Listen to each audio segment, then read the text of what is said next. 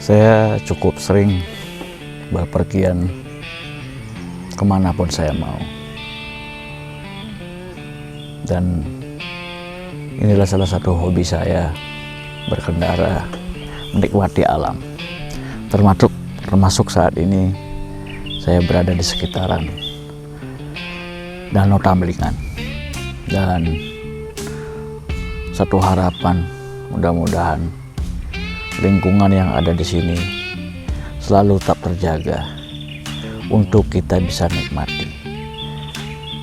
Dan jangan sekali-kali berpikiran untuk mengeksploitasi ataupun merusaknya. Karena ini adalah titipan dari Tuhan untuk selalu kita jaga dan nikmati.